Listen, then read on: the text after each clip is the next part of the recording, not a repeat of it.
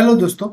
आज हम बात करेंगे आरएमजीबी यानी कि राजस्थान मुद्रा ग्रामीण बैंक में ई केवाईसी 2025 का अपडेट हो गया है। अभी तक आपने अपडेट नहीं किया है तो जल्दी से इसको अपडेट कर दें।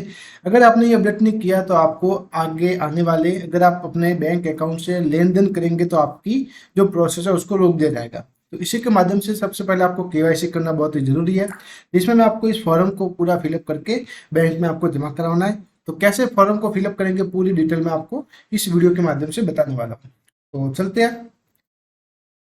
सबसे पहले आपकी जो कोई भी बैंक की शाखा है वो आपको यहाँ पे लिखना है। बैंक की शाखा क्या है, तो यहाँ पे मैंने लिख दिया शिवगंज, ये बैंक की शाखा है।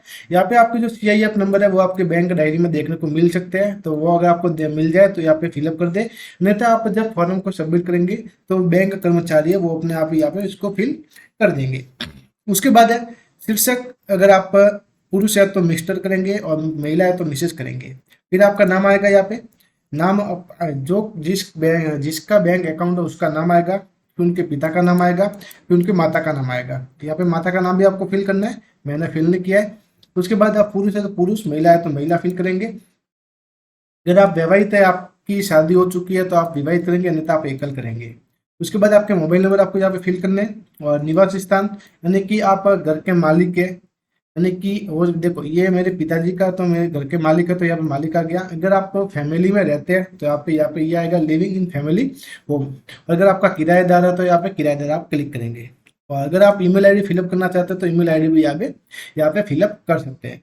फिर आपकी शैक्षणिक योग्यता, साक्षर है तो साक्षर करेंगे। अगर आप निरक्षर है, अगर आपको कुछ नहीं आता, अंगूठा लगाते हैं तो आप निरक्षर करेंगे। और अगर आपने 5वीं तक पढ़ाई की है या फिर आपने 8वीं तक पढ़ाई की है, 10वीं तक पढ़ाई की है या फिर आपने ग्रेजुएशन की है, उसके अकॉर्डिंग आप यहाँ पे इसको फिल करेंगे। उसके बाद आपका व्यवसाय कौन सा है, कि आप राज्य सरकार के अंदर सरकारी कर्मचारी है या फिर केंद्र सरकार के कर्मचारी है या फिर आपका सार्वजनिक क्षेत्र है या फिर निजी क्षेत्र है। ऐसे आपका आपका जो कोई भी व्यवसाय है, वो सबसे ज़्यादा अगर आप अपना कोई खुद का बिजनेस है या भी काम करते हो आप निजी क्षेत्र में सिलेक्ट करेंगे। और स्टूडेंट है तो आप स्टूडेंट करेंगे और महिला है तो आप गृहिणी करेंगे। सबके लिए ऑप्शन यहाँ पे दिया हुआ है। वार्षिक आय, आप अपनी जो कोई भी वार्षिक आय वो यहाँ पे आप फिलअप कर सकते हैं। आपकी नेशनलिटी क्या है, आप भारतीय है या फिर अन्य है, तो यहाँ भारतीय है तो यहाँ पे क्लिक करेंगे। आपका धर्म कौन सा है, हिंदू है तो हिंदू सिलेक्ट करेंगे। बाकी आपका जो कोई भी धर्म है तो यहाँ पे आप सिलेक्ट करेंगे। श्रेणी कौन सी है, जनरल है, OBC है, SC है, ST है, अल्पसंख्यक है तो OBC है तो OBC सिलेक्ट करेंगे। क्या आप विकलांग है तो ये विकलांग वाला सेक्शन, अगर आप विकलांग है तो यहाँ पे इसको आप सिलेक्ट करेंगे, यानी कि आप देख नहीं सकते या फिर सुन नहीं सकते या फिर आपके चल नहीं सकते, उसके अकॉर्डिंग यहाँ पे ऑप्शंस दिए हुए हैं तो वो आप सिलेक्ट करेंगे, नहीं तो आप बदल करेंगे।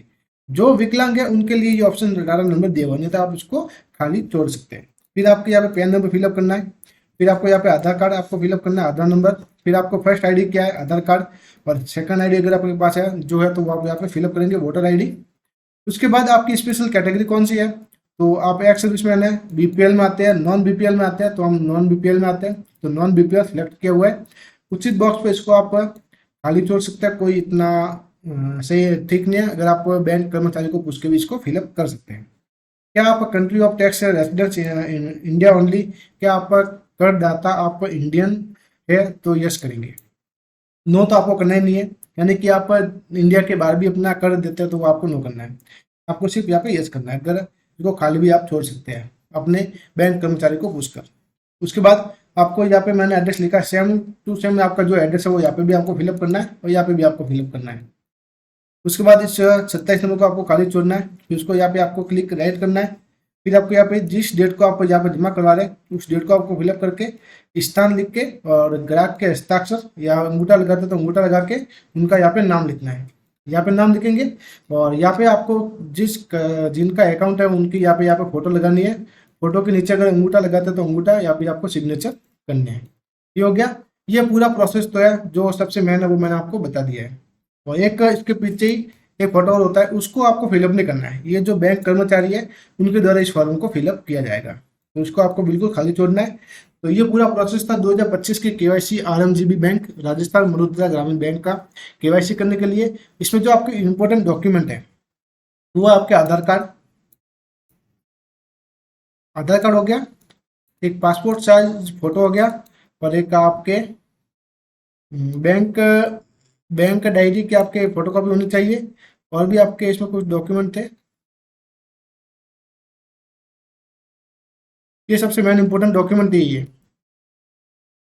आधार कार्ड हो गया, फोटो हो गया, और आपके बैंक डायरी होगी। ये तीन आपके लिए सबसे इंपॉर्टेंट डॉक्यूमेंट है, तो ये आपको जरूर लेके जाना है। और बाकी आप फॉर्म को देख के अच्छे से फिलअप करना, गलती ना करना। तो और कोई आपको जानकारी चाहिए तो मुझे कमेंट करके बता सकते हैं। नेक्स्ट वीडियो में जल्द मिलेंगे। जय हिंद, जय भारत।